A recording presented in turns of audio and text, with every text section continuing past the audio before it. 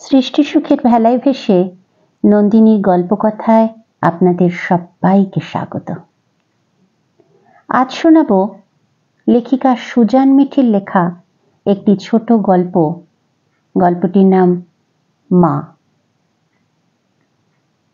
সেই প্রথম আমার মাকে আমার খারাপ মনে হলো। আমি চিৎকার করে বললাম, কুসন্তান আমি, কিন্তু তুমি কেমন করে কোমাতা হলে? আমাকে না বাঁচিয়ে পুলিশে তুলে দিচ্ছ?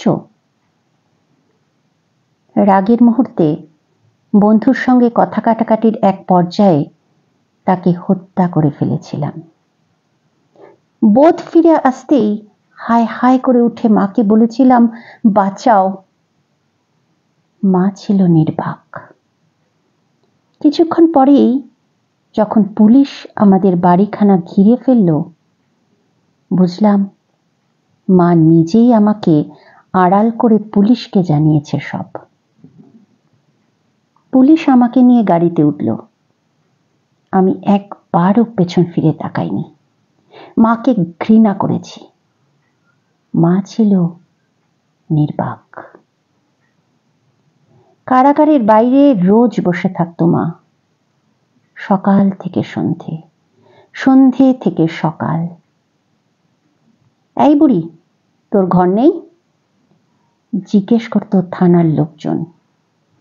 মা নির্বাক। চোখে জল নেই, মুখে কথা নেই। আমি মনে মনে রাগ পুষতাম।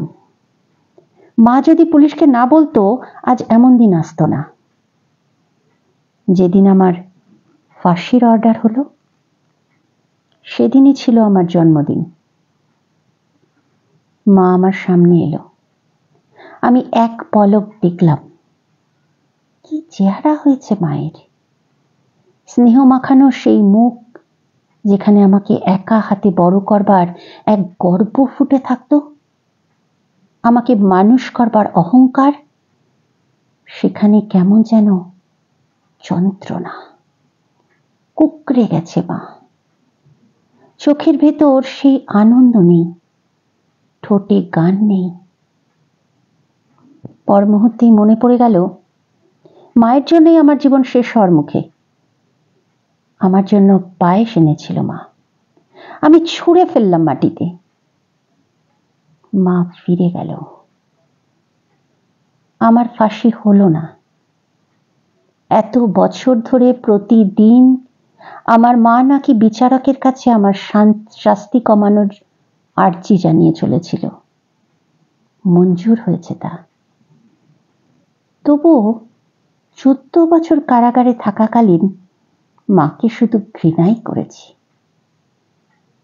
14 বছর পরে বাড়ি ফিরছি।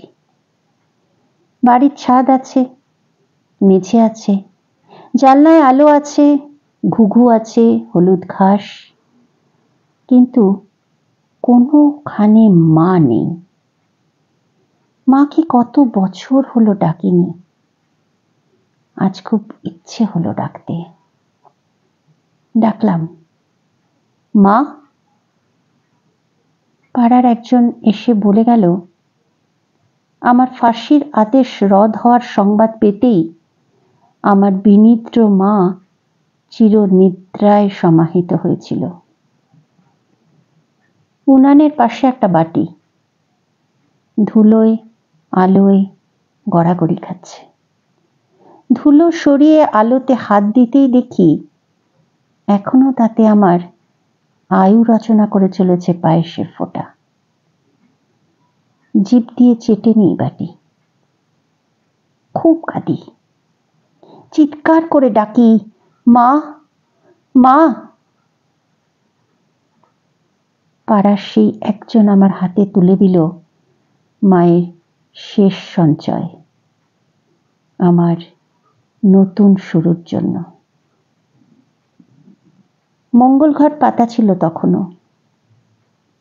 আমার মঙ্গল কামনায় চারিদিকে ছড়িয়ে ছিটিয়ে ছিল মায়ের কান্না, বুক ফাটা আর্তনাদ। এসব কিছু জানলাম পাড়ার সেই একজনের কাছেই। মঙ্গল ঘটের পাশে মাটি ছুঁয়ে শুলাম। কতদিন তুমি আমার মাথায় হাত রাখোনি মা, এক পাট্টি রাখো, আঁচল দিয়ে গা মুছে দাও মা, একবার আসো। মা আর আসেনি কোনোদিন। আমার জন্মদিন এসেছে, আর প্রতি জন্মদিনের সকালে আমি পায়েসের গন্ধ পেয়েছি, ধূপধুনো দিয়ে পুজোর শব্দ পেয়েছি, আমার সংশোধন চেয়ে প্রার্থনা শুনেছি। আমি আর কখনো রাগ করিনি, কাউকে মারিনি, অবসাদে নিজেও মরিনি। মাঝে আমার ওপারে গিয়েও আমার আয়ু বৃদ্ধির মন্ত্র উচ্চারণ করে চলেছে। আমার এত সহজে পরাজিত হলে হয়?